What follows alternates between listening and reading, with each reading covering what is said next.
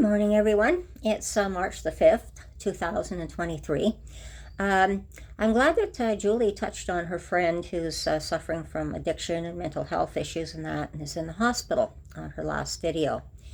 And I think it's been very, very informative as well, just the revolving doors and how things keep going around in circles for these people, and it never seems to go anywhere. So today, I want to touch more on some of my living experiences. So what I'm talking about is something that I've lived through my lifetime.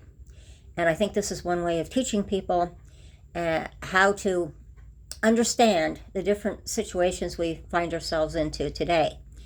Sometimes it's talked about, sometimes it's not. Today I want to talk about something that's not talked about in the drugs and the addiction. I want to talk about prescription drugs, just how addictive that they can be as well. I'm going back to my experience with my second husband who worked for OC Transpo. Now my first husband, I talk more about him because he was a police officer. Well, my second husband, when I talked about the gangs and the drugs at the time, I just briefly mentioned him that he was in chronic pain. I want to go on to what they were doing, the doctors were doing for the chronic pain. They were having to give him pain pills. Now these pain pills, very addictive, we found out later, the Oxycontin and the Percocets. Now his doctor was giving him Percocet, which he was getting very addicted to, but he also had another problem, and that was his immune system. And it seemed like every 3 weeks or so, no matter what pain pill they gave him, his immune system would actually get rid of it, and he'd become immune to those particular pills. So what ended up happening, and this was back again in the 1990s after he injured himself at OC Transpo, and the doctor was giving him Percocets at the time. Then all of a sudden the doctor was going to suddenly get a lawsuit for prescribing the Percocets because of the situation that was coming out at the time on the painkillers, where they believed that the doctors were over-prescribing the painkillers and definitely making it easier for people to live with pain. So and because of the fear of lawsuits, they all of a sudden just decided, well, no more painkillers, we're not going to prescribe them anymore. So this was, as I said, all the heavy-duty painkillers. So when he got cut off, a lot of people like himself got cut off of these painkillers. So what did they do? He tried everything he could. They tried pain relief. They tried everything they possibly could, but they couldn't do anything for it. So he was just, he was so uptight in the house, trying to live with them, where he'd just get angry out of the middle of nowhere. He'd snap at you. Sometimes it was a case of ducking a fist when he got super angry. And so we tried to live with it to try to get some brief relief. He ended up going into the emergency. So the emergency would shoot him up with the Demerol at the time. But then they got tired of seeing him in the emergency for the Demerol. So they told him, because of his being able to get immune to the painkillers, that what the doctor should be doing is rotating every few weeks the painkillers he's on. So this is one of the things that we had to live with. But the addiction got to the point where it was so bad, and I know of other people that had to do the same thing, that it became big business for the street drugs. Because at that time, what did the dealers do? They went and they started robbing the pharmacies of the Oxycontin and the Percocet, of all these heavy-duty painkillers. So this was a big problem. So then my husband suddenly realized, well, I can get a supply. I can get those good painkillers. I just have to pay for them. So then he ended up getting our sons, to go to the drug dealers on the streets to get these Oxycontin and Percocet pills that have been very nicely borrowed from the pharmacies at no cost to them. And so what ended up happening was, like, I remember him taking a $20 bill, telling my son to go get a couple of pills, and that's what it cost, $10 per pill on these Oxycontin and the Percocet and all the good painkillers. So what the doctors did, they helped the drug trafficking as well along at that time. And it was big business. I mean, you figure, well, they don't pay anything for the pills. They get $10 a pill. If you've got 50 pills, that's at least $10 or $20 for 2 pills. Is quite a haul that you can get. And it added up for them.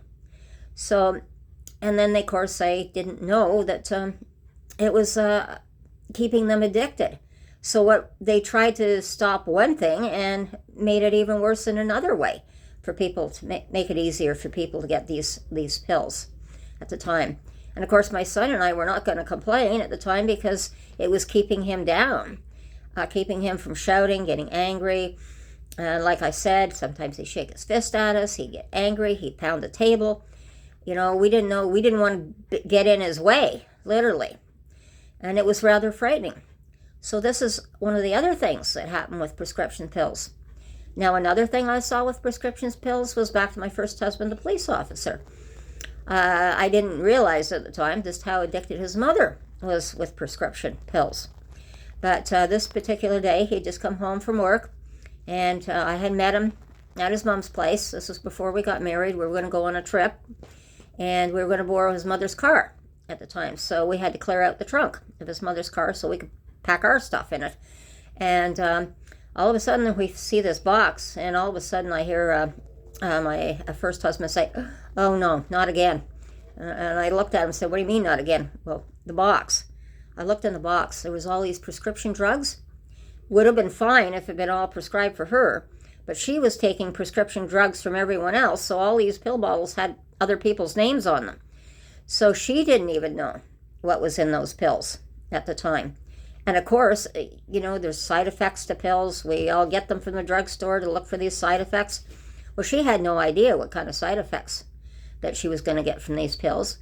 So it's just as bad as what the street pills are today, because with the fentanyl and all the stuff that they're adding to it, and even the RCMP, last week I saw a thing on it up north. Now they're complaining about almost losing a village. And now the RCMP have put a warning out on something called as black rock that's now being mixed with the drugs. So it's not going to be long before we're going to see it here too. So all these people don't realize what they're getting themselves into when they are mixing these pills. So whether it's prescription drugs that are getting mixed, whether it's being mixed with the illegal drugs, all this stuff, that so these dealers can make all their money, that is extremely bad, because it's dangerous, because you don't know if these people are going to get violent, or if they're just going to sit there and like as Julie said, she found her friend going in on 454, going in, getting the needles so she could do her hit in the bathroom, and she goes in, she finds her slumped over in the toilet at the time. So here we had another overdose at the same time. So I just wanted to give you a brief idea that these prescription drugs can be just as bad. And just as addictive as the street drugs are. So we have a huge problem here. And of course, if prescription drugs don't work, they automatically go to the street drugs. So how do we stop this? This is definitely a big problem as well. But what I'm doing is I'm giving you some lived experiences of what I've had to live through and what I've seen. So we have to work together and find a way of dealing with not only the drugs, but the people that don't need to be in the shelters in the first place. So we can start working full-time on dealing with the drugs that are very detrimental to everyone's health. So I really appreciate you, again, my audience, for talking, or I'm talking to you, I should say. But I'm hoping that'll give you a little more insight into what's going on. And thank you, and have a good day.